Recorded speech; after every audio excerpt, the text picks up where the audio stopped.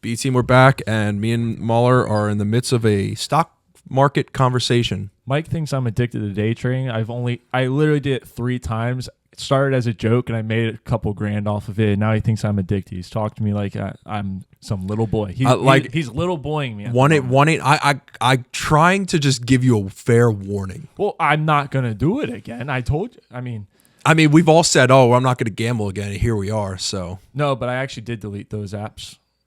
Scottie Scheffler getting arrested really ruined me. Yeah. Oh man, ruined me. You want to? All right, let's get off the funds. We should talk about that. Let's get off the funds. Let's get into sports here. So, Scottie Scheffler. Wait, go through the whole incident scenario first. Should we have tested it first or no? So Gassie's not here.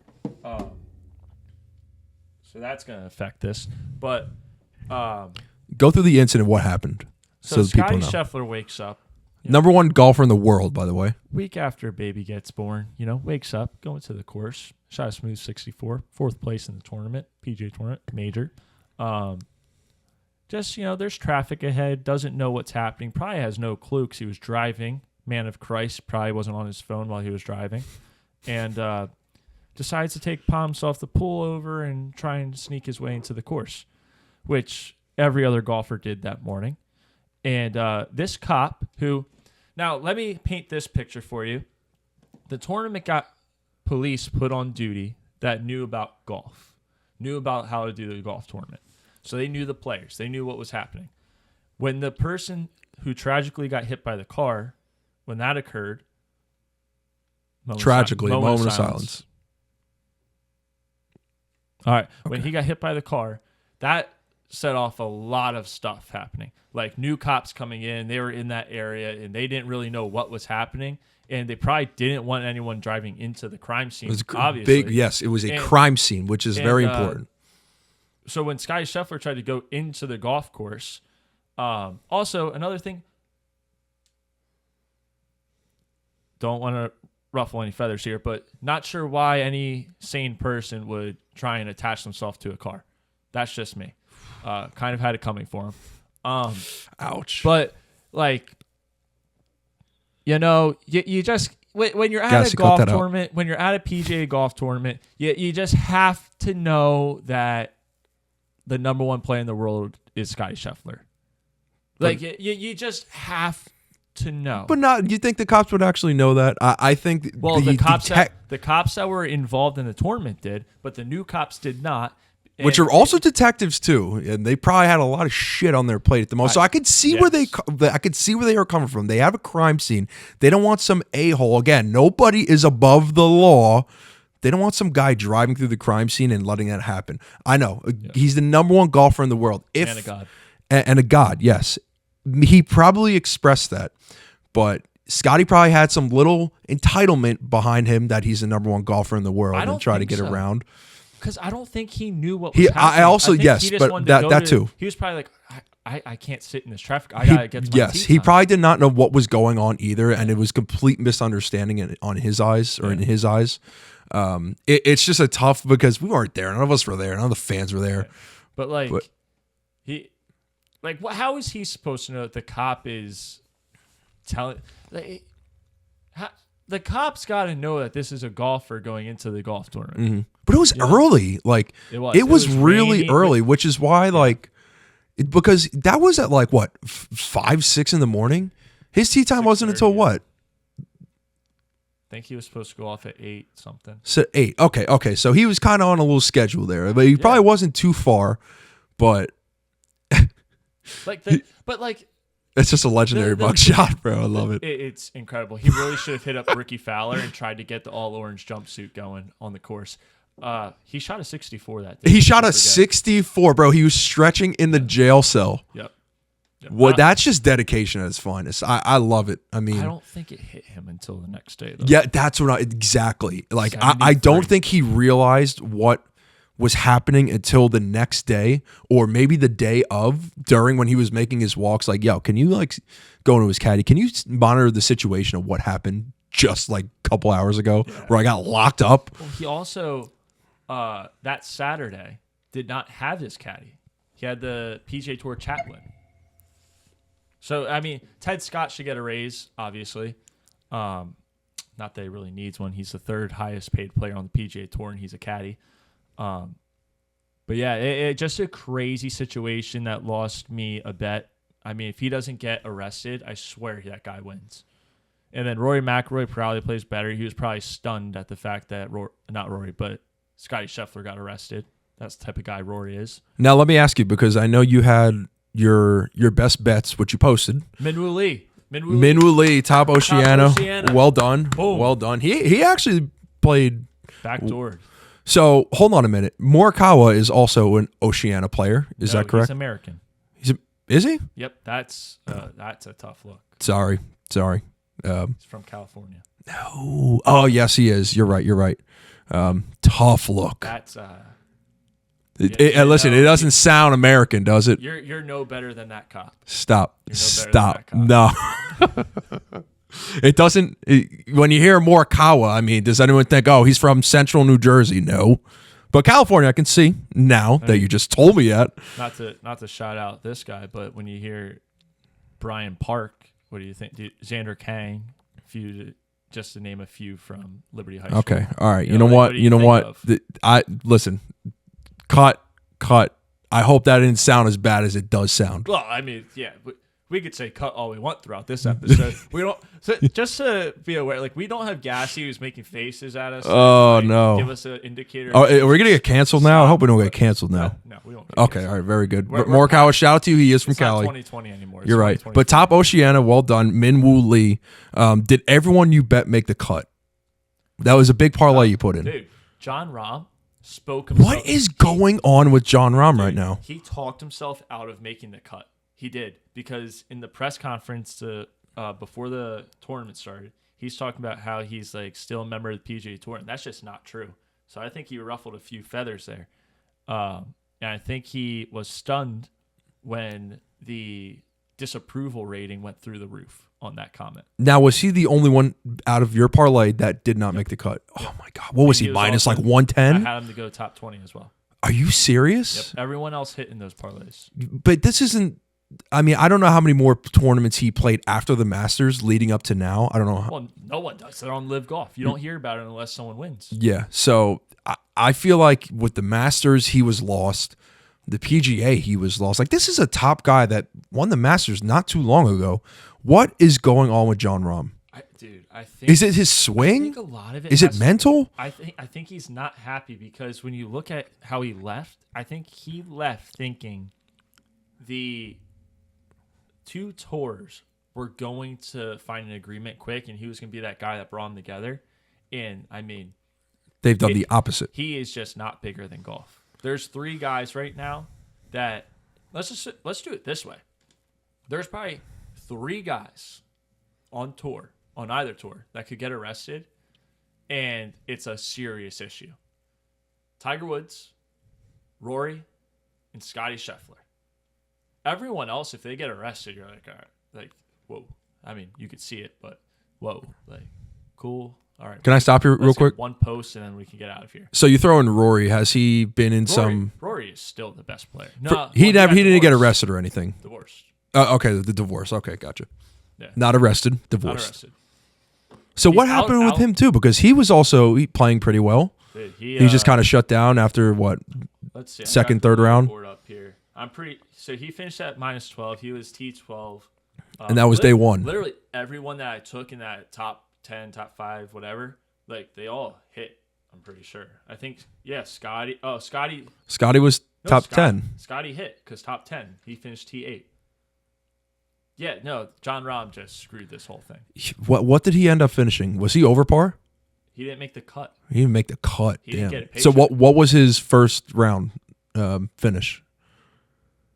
Let me find him. So he finished at even par, I believe. Okay. Wow. Let me see. So what? This might be a little bit vague. He shot a 70. Okay. So he went. So par was 70, shot a 70. Yeah, he went +1. Yeah. So he went 1 under and then +1 in the round 2. Round 2 was just if he makes one more birdie in round 2, or he doesn't double bogey 17, he just simply makes the cut. What is the threshold where because I feel like the course, does the course matter when it comes to like who makes the cut, who doesn't make the cut? What do you mean? Like, okay, every course is like different in its own way. Like Augusta is probably one of the tougher courses probably on the planet. Yeah. Pebble Beach, blah, blah, blah. But like, how do they decide who makes a cut and what number is kind of like, oh, if you shoot over this, you don't make the cut, or if you shoot under this. They don't pick it. Okay, do they act? No, they fucking don't. They don't actually pick it out of a hat. Split second there, you thought that. Well, I'm actually curious, though. I saw it in your eyes. You were like, wait a second. But I don't want to sound like an asshole. I already said Morikawa was Oceana. I already sound like an asshole to begin with. Every tournament's different. Like, so on PGA Tour, it's usually like top 60 in ties make the cut. Make the cut, okay. So, like, they're looking for a certain number. So, like, that's what I'm saying. What's the number usually? Well, it switches because it depends how big the field is and all that how stuff. how the numbers look for each player. Okay. Well, it's more just like they want a certain number of guys to play the weekend. So once you get that, you can look at like, are there ties there? Does it still fit? Like, that's how they move the cut. Because I remember when it was the Masters, it was that one's like top 40, top 45, something like that. But they kept mentioning 5 over was like the cut or something. Like, yeah. So like that's the score. Like yes. So like on a leaderboard, you have one. Yeah, no. So like if you got to be inside of the top 45 guys. Okay. And ties. Okay, it was definitely confusing for me because I wish there was some type of guideline where you could be like, oh, like these people have to finish over this or under this to either get cut or well, they do. Don't get cut. They have it going throughout the day. Like, okay, like the second round then. Like, what would the cuts be there? During the first round, no one talks about it. Yeah. During the second round, that's where it really matters the most. Then they really but they don't put it out till maybe everyone's like guys start finishing up because they got to see how everyone else plays out. Yeah. Okay. Like that makes sense. Come out and be like the cuts too, and it moves. Yeah. So it fluctuates through. That makes sense. Start giving up shots. It's like a stock. It's moving. It's moving. You know? Up and down. Nice. But yeah, I was watching this and there was like 3 guys coming in, and they're all at -1, and I'm just watching. I'm like, we just need a few of them to drop. They had like 3 holes up I'm watching, and every single one was just par, and it came down to the last guy. He's on 18. This motherfucker just eagles. And I'm just like, this is the worst. Yeah. This is the worst. It's funny. It's funny because when you bet on golf too, like nobody wants to just take, let me take the best golfer like Scottie Scheffler or Rory McIlroy or any of these guys, like, because they're going to be in the top of the leaderboards and you're going to make some money. I mean, I feel like when people bet on golf, they bet on value. Like that is like the ultimate value betting sport, in my opinion, because you have guys like Thomas Detry, like his value probably wasn't crazy because I've bet him before. Will Zalatoris and all these guys, like Shane Lowry, like these are like 20-1, 50-1 guys, in my opinion. I mean, I don't know about Thomas, but when you see, for example, like Bryson in the Masters, like he was first, like he was leading in first for probably that whole first round. Like seeing that guy there and knowing that like your bet is probably going to cash either to like go top 20, top 10, make the cut. Like it's such a satisfying feeling. But when you don't see, like when I bet the Masters, I took Zalatoris to make I took him top 20. I took him top 10. I also took him top 20. Like not seeing his name on the leaderboard was like, it was hard for me. It's like I have to go through the app, go through ESPN. I'm like, all right, where is this guy? Find his number, find what he's shooting. It's like, all right, like he can do this. Or like, oh, he's kind of shit out of luck. Like it's when you're monitoring and it's like, fuck, dude, like get your shit together. Like what? Like when you bet golf, what is like your go-to bet besides to make the cut? Like, do you like to do top 10s? Do you like to do top 5s? I really just like doing make the cut. Like we're just enjoying the good golf on the weekend. For sure. Like I think that's for me too, is like enjoying the good golf. But like when you have someone you're betting for, it just makes it so much better. That's just what any sport in general too. Like you want to take, you want to bet for entertainment purposes. Like, oh, you're rooting for this guy, like Tiger. Like you should be looking at Sahith Theegala just the rest of the season. Yeah. He's a beast, dude. He is a beast. Yeah. Colin Morikawa is playing fantastic right now. I know he fell apart. He couldn't make a single putt this Sunday. But he didn't really fall apart. He shot even par to the last hole. Just could not make a putt.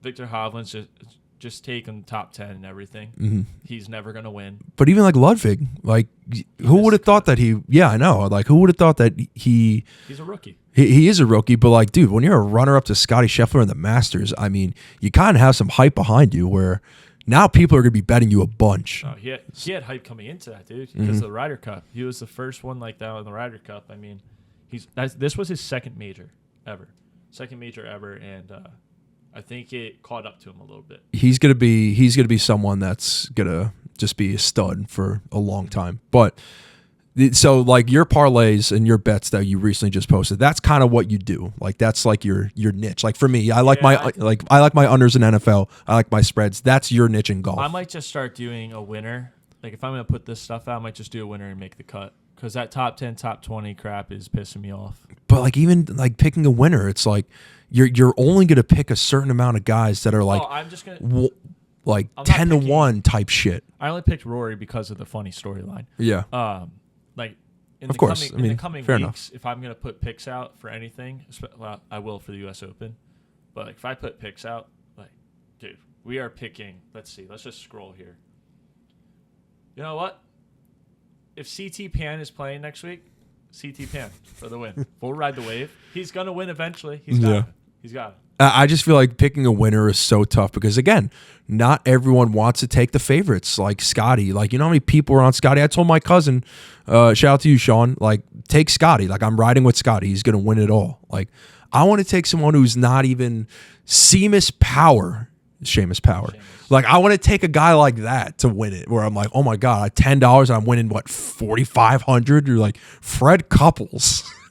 When you said Fred Couples that 1 year, I was like, that was just like so unlucky because I just picked someone with insane odds to make the cut, or I think top 20. Do we see that a lot? I don't really know, but Fred Couples, do not pick him. No, I will never pick him again. The dude's like 64 years old. He's older than my pops. But just away from the betting talk, I gotta give a shout out to Billy Horschel for almost having the perfect week. He went round 1, 69. Round 2, 69. Round 3, 69. Round 4, he folded, shot 64. What a bitch. Wow. Yeah. It's just absolute scum. He almost did it. Now, do you think that mugshot is better than Tiger's? Tiger's mugshot is funny as fuck. But Scottie's is too, though. Like, I don't think anything. I think Scottie's is funny because he's in the orange. If he wasn't in the orange, it wouldn't be funny. But Tiger just looks defeated. Like, he just looks drugged out of his mind and just so pissed. Tiger's is borderline sad because if you listen to the video and stuff, like, this man doesn't know what planet he's on. He doesn't know what state he's in. Like, his eyes are cross-eyed. Like, he was gone, dude. I feel bad for him, man. The Scottie one's just funny because, like, it's almost like take your kid to work day and, like, he wanted to get his mugshot and his dad's the sheriff. You know what I mean? Yeah. Because he shouldn't have been.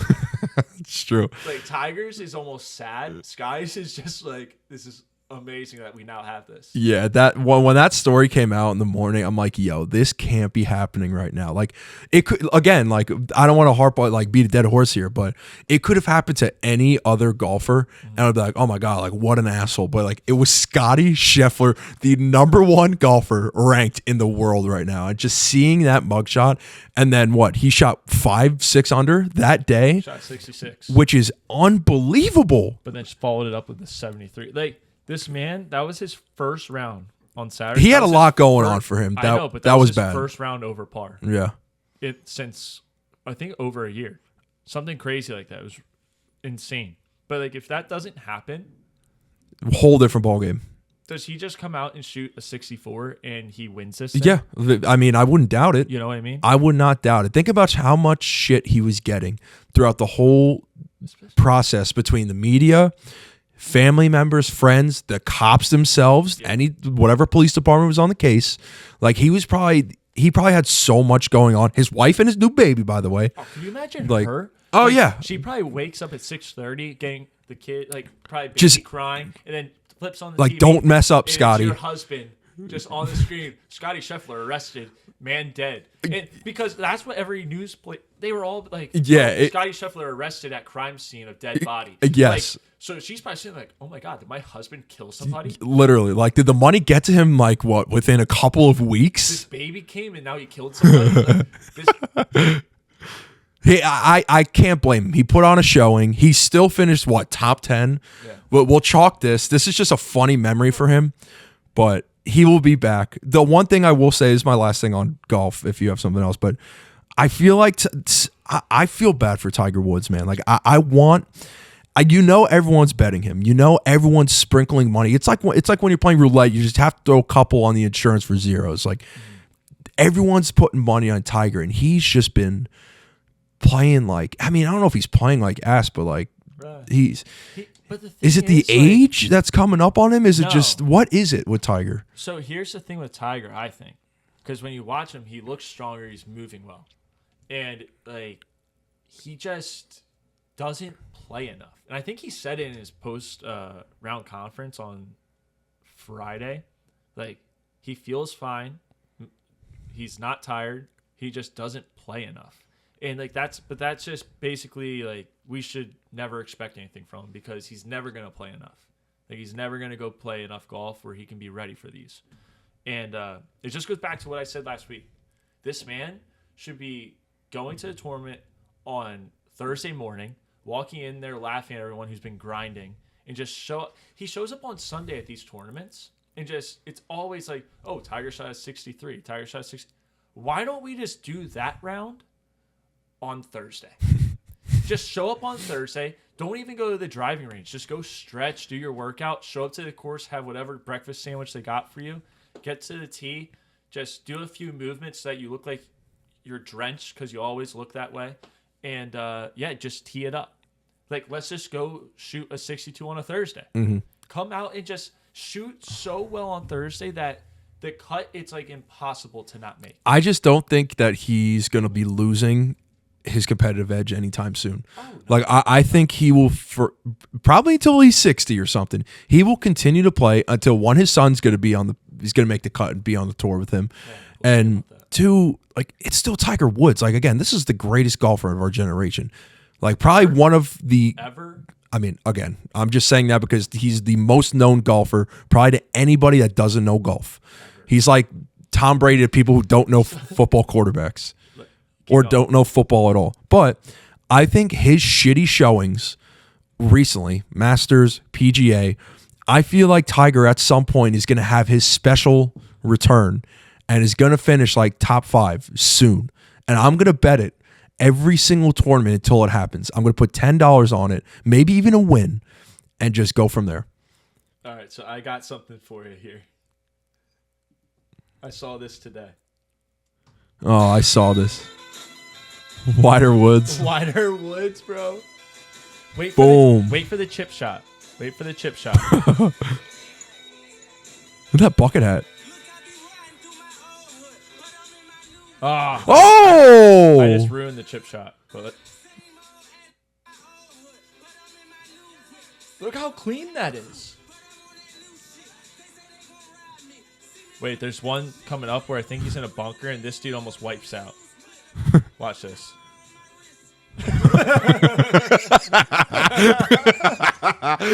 That's great. His momentum almost carried him straight out of the bunker. So Wider Woods. So I want to give a shout out to my boys. Greg, shout out to you. Shout out to all the guys: Brett, Doc, Harlan, Chuck, Durrich, Wade, Rory. Who else am I missing? Rory Sheasley, my man. Government name is out there. All the guys that were there. Shout out to y'all. I had a great time on Saturday. I had a bunch of fun. We got to do it again. Had a great time. So we went to mainland golf course, about 45 minutes south. Yep. We did a scramble tournament. I got paired up with Big Daddy Harlan. Shout out to you. Had a great time. Amazing course, dude. We have to. I think we should 100% go there. But we had a big group of scrambles. So we had 4. It was a 4. No. Each like group was 4 people. We had about 3 or 4 groups. we had this guy. So we were the third group. It was me, Harlan, Brett. Did you go in the water? No, I didn't. Good for you. But continue. We were the third group, and there was these guys behind us. So it was two teams. So it was me and Harlan, then Chuck and Brett, and then we had the fourth group, which was just one team, which was Doc and Phil. Shout out to you guys as well. They joined with us. We had these guys behind us, and they were waiting. Like, you can tell, like, it was just two guys shooting their own shots, and we get to hole 10, and they have a little stand there for beer, food, and everything. We get our beers, we get our glizzies, and this guy pulls up. He looks like Wider Woods, but he looked just like Wider Woods, but white. And he's like, "Hey guys, you mind if we jump in front of you?" Because they were waiting. Like, again, we got a big group with us. Yeah, sure, why not? I mean, they're gonna go through the same thing with the people in front of us, so let them handle it. Yeah. We saw this guy on the tee box have the most unorthodox fat man swing I've ever seen in my life. And I'm going to Harlem, I'm like, dude, did you just see this guy swing? It was one of those where you can't even teach it. Like, it's like dribbles. And I'm like, this guy wants to jump in front of us to shoot like that. I was watching the hole in front of us. His third shot was maybe 10 yards in front of the red tees. So he shanked the first one, dribbled the second one, and then shot in front of the red tees for his third shot. I'm like, this guy was so adamant about jumping in front of us because we were too slow. Yet this man looks like he's playing Twister when he's swinging a golf club. It blew my mind that in the first place he'd be like, "Oh, can we jump you guys?" I wish you would have seen this guy swing, bro, because it was like, my swing isn't the best, but it's like, yo, you can't teach that shit. Either because he can't move because he's so fat, but it was bad. Can you imagine if he's like an avid listener? He starts listening, he's like, fuck, that was me. Dude, the dude was like fucking Augustus from fucking Willy Wonka. Dude, he's huge. He was wearing one of those like dry fit shirts. Man. The man had 4 rolls, bro. 4. I didn't even think that was possible. You could see it from like the side. He had those like cankle calves too. I'm like, yo, this guy. But God, it was so fun. We gotta go. It's a nice course. Unfortunately, it was raining like all day, but it was like that light rain where it was not even like you were getting soaked, but it was annoying. It was a tough one too, but it was fun. I think it'd be a really good one to go to. They have geese everywhere. Geese were all over the place. Oh man, what a time! I had such a blast. But my irons again I was hitting and they were going like 90 degrees in front of me. I'm like, man, this is bad. The drives were good. The putts, same thing with the putts, have been on, dude. That is probably my best game. The wedges were good. I can't wait to get back out there. That was fun. Yeah, I think. We'll have to get there. Yeah, we're gonna travel a lot to go to once we're like done with all the videos that we shoot, like breaking 100 at Sawmill, like breaking 35 here, like. I think we just try and we just like rate different golf courses. Like we have our videos, but we also rate them. Like that'd be fun. I mean, there are a lot of things you can base off of rating a golf course: conditions, holes, how fun they are, like drinks. I mean, cable towers being in the way, trees. Like there were a lot of trees here on this one. Not good for you. It wasn't, but the drives were fantastic. They were great. That's not our problem. No. The bunkers looked actually existent. Like you go to the 9 hole, you see it in a bunker. It's like, bro, this ain't even playable. There's no bunkers on the 9 hole. But all right, here, we got to move on here. Yeah, so we're probably like 30 minutes in at least. So the NBA playoffs, we got the semifinals. The Knicks are dead. We told you Red alert. Red alert. Yeah. And they were up 3-2 after we posted that, or before we posted that. Yeah, we knew. And now the Rangers will have the not Panthers, red alert, like I said. We will get into that. Yeah, we'll touch on that. The Celtics are just going to the NBA Finals, right? I think I'm not gonna listen. I'm not gonna count out again. What I said was, whoever comes out of the Knicks Pacers series, I'm gonna root for them all the way. I love Tyrese Halliburton. He's the prototypical point guard that you want on your team. Dude, they shot like 67% from the field last night. Yeah. That's unheard of. Yeah. That was probably the best shooting clinic in NBA playoff history. Yeah. Wild. I mean, I'm not going to say they don't match up well against the Celtics. I mean, Miles Turner and Al Horford, they're going to dog it out together. Tyrese Halliburton he's going to have a challenge on his hand because they got probably the best offender besides Gobert and Drew Holiday. Now, can the forwards pick up the slack? Because is Tyrese going to be on a guy like Jaylen Brown? Who's going to be guarding Jason Tatum? Who's going to be guarding Drew Holiday? So they have a lot of things to fix, and Kristaps ain't going to be back yet. He's probably not going to be back at all, correct? Can they take advantage of that? I don't know. The season series was 3-2 Boston, and let me tell you, there was a lot of points scored in these games. Oh, yeah. Lots of points. So I would look at overs there. I don't see the Celtics losing, even without Kristaps. They just look too strong. The Celtics, they're going to lose games, though, in my opinion. I'm going to be honest. No, they will. They'll lose one or two. But Kristaps isn't the end all be all. Let's not act. No, I agree. I agree with you. Here, like this isn't. But that's someone that the Pacers can't match up with, in my opinion. Like I feel like Kristaps is a guy that. I like Miles Turner, dude. Yeah, I like Miles Turner too. But when you have Horford there, who's going to probably bury him in the paint and try to get him away from Kristaps. Only in Boston, you can't play outside of it. True. What was I going to say here? Look at the other side. Go ahead. No, you got it. That's where the real game is. Oh yeah. The Mavs and the T-Wolves. I mean, I think they win. I think the T-Wolves win it all, in my opinion. I think they're strong. I love the Mavs here. You like the Mavs? I love Luka. I feel like I know you do, and I love Luka too. I feel like Ant's just he's on a mission. He is, but it's like right now. I think this series has the hottest two players in the NBA right now are playing in this series. I think that series is going to be dependent on the big men. Because again, the Mavs, I don't even know who their big man, Max Kleber, whatever the freak his name is, huh? Luka. Yeah, Luka, literally every position. Like Gobert is going to be sitting in the paint waiting for Kyrie to drive and do whatever. Cat, it's going to be a lot on Cat, in my opinion. Give that man the ball, just let him eat in the post. Like that should just be run through your big men and off ball screens. Give Ant the ball, make magic happen. On the Mavs end. Give it to Luka and give it to Kyrie and hope for the best. I don't know. I think the Mavs will handle that series. Or I'm sorry, the Timberwolves. I think they win it all. I think they are just ready, like physically and mentally, to just go all the way and win it. Yeah, I don't know. It's this series is one of those things where it's like it's gonna be a lot of flash. You had the T-Wolves coming in. Probably have the best player in the NBA right now, like at the moment. I'm not saying he's out of control. Yeah, let's not go. The best player, but right now he's playing the best, and they just went 7 games of a very emotional series. Like, do they have it all together, where they can now go into this one and go another 7 games? Because this very easily could go 7. Who, the Mavs or the Wolves? Both of them. No. Well, the Mavs, not so much. The Mavs kind of handled business with the Thunder. I'm more talking about T-Wolves because they went up 3-1? No, 2-1. I think it was 3-1. And then the Nuggets won 2 at home. Or no, they won 2. They might have won 3 in a row. Yes. It might have been.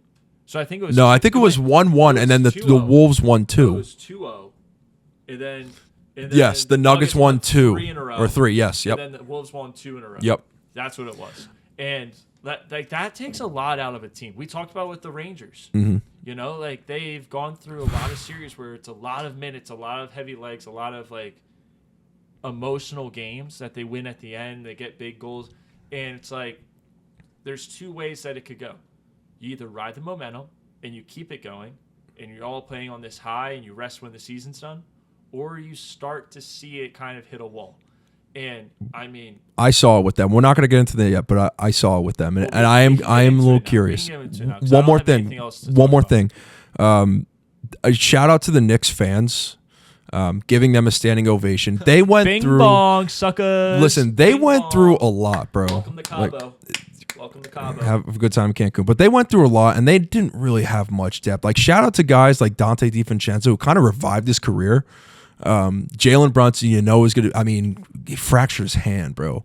OG, another guy who they really could have used in the series. Like, they were missing the depth, and you could see it. I mean, the Pacers just, again, that was a series where the Knicks were the slowest team because they had probably the least amount of possessions throughout the regular season, and the Pacers, I think, had the most amount of possessions. They were too fast. I mean, they just put a little bit.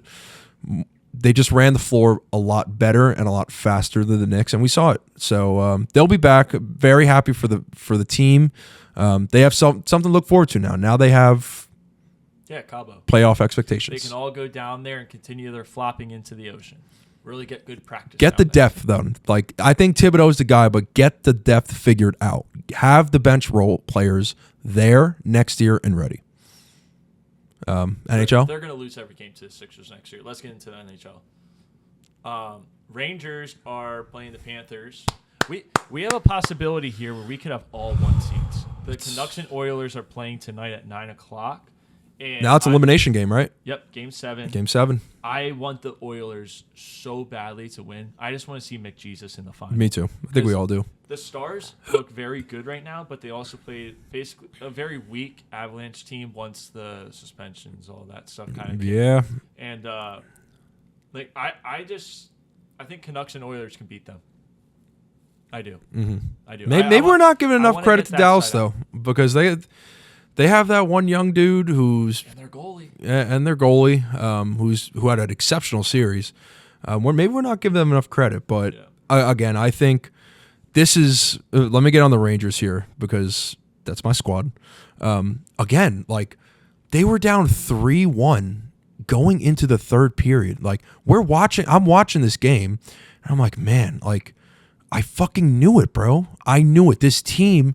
The Carolina Hurricanes were going to be ready to play, and they weren't going to be easy. In my opinion, we should not have won that game. Unfortunately, or fortunately, we have a guy named Chris Kreider who probably is going to be one of the greatest Rangers of all time. Just go absolutely bonkers. I mean, he saved us. He saved us. We were down 3-1. They had us on hits. They had us on time of possession. They had us on shots. Like he snapped, but we gained the momentum and they capitalized off of it, and we didn't go to Game 7. And you got to give yourself a pat on the back for that because Carolina shut down and the Rangers sped up and they won the game. And now we play Florida, and this is a series where you can't afford to lose games right off the bat. Yeah, you swept the Caps easy peasy. You went 3-0 up 3-0 against the Hurricanes. It probably should have been 3-3 going to Game 7, and from there, this is a whole different conversation. But this Florida team is tough, and they are tough on defense. The last game against the Boston Bruins, I think they only had 22 shots on goal, the Bruins. Granted, that Florida didn't have much either, but that just goes to show, like, we need to be ready. We need to be ready, and we need to be physical. Matt Reppy didn't get a lot of playing time in the last couple games against the Hurricanes. I think we're going to see a lot more of him because that's a guy that's going to just start putting beatdowns on people, and we need to see that. So, Igor, they got the rest now. They are resting. They play in a couple days. We got to be ready right off the bat, and we got to do the same thing we've been doing because now we've hit adversity, and now we know how to face it. But can the first line be the guys that we follow? Again, we want to see the second and third lines also help us out, assist, get some points, but we can't fall 2-0 to these guys. The Rangers, if we fall 2-0, the series is over. We will not win. We need to start off hot. We can make it. This is the time. This is the year. We are fast, but we need to score, not just on power plays. We have to just score, and we saw that in the third game with Chris Kreider. We got to do it. We got to do it. Florida's going to be tough. I think I wanted to play Boston. That was the team I wanted to play, but I mean, Florida was better. Florida was overall the better team. They got some calls, but I'm not going to say anything else. They're a sharp team. So it's going to be a damn good series, man. And if we go to the Cup, I can't see how we don't lift it. I have nothing to say. That was fantastic. Yeah. I'm gonna put some deep music behind that, and that's gonna be out there. That's gonna be the rally cry. So coming out on Wednesday. My brother, insane. I know my brother. They have like watch parties at MSG. Yeah. $10 it was to get in and watch the game in MSG. The whole freaking arena was packed with people. Like third section, they lowered the big screen down. They lowered it. So like Do you know what that's called? My God, why am I blanking right now? The Jumbotron. There we go. Jesus Christ. But oh man, I'm so happy right now just because I haven't watched shit about the Mets. Edwin Diaz. Oh God, I'm not even gonna get in the rabbit hole right now. But thank God the Rangers are here because this could be my first ever championship won if they make it. I have seen the Mets won in 2015, and so did the Rangers. I was gonna say. The appearances, I've only seen 2 championship appearances. I've seen 0 wins. I'm 26 years old. I've seen no Mets World Series. I've seen no Rangers Stanley Cup wins. Huh? No, the Mets have not won. The Jets. Yeah, good one. Oh. Joe Namath. Sorry. And the New Jersey Nets. I mean, Jesus Christ. Brooklyn Nets now. But yeah, I really would love one. And my pops wants to get a tattoo if they win it. So that'd be fine. I might have to join him. But oh yeah, Rangers, bring it on home, baby. Bring it on home. Wish the Knicks would have, but the Rangers are the team to bring it on home, and everyone will be happy. I agree with you. And I just want to give you a stat here before we leave, a little cheer you up stat. So looking at teams that have won a playoff game, this is when they last won one. The Jets and the Bears, both at 13 years. It's been 13 years since I you don't think won. I know that. But Washington is at 18. The Raiders are at 21, and the Miami Dolphins are at 23. So you know what? But yeah, you know the Jets are like the only got it, team Mike. that have the longest tenure without a playoff appearance throughout all major sports. It's like 12 years. I think it's almost 13 years. It's over 13, one of those numbers. But you have to go through it. You have to go through Oh yeah, we're going to go through it next episode. Yeah, we are. Did you see? With that, I think we just. All right, deal. We'll go on. We'll talk a little football, and we'll do our segment. So, guys, Peace. hold on real quick. Oh. Shout out to the subscribers on Peace YouTube. Brendan Monroe, shout out to you for coming on as well. We always love having you on. Golf views have been great. Guys, keep it up. We're putting out this content. It takes a lot of work for us, but it's fun. We enjoy it. We want you guys to enjoy it too. So keep all that stuff coming. We love y'all, and we shall see you soon. See ya. Peace.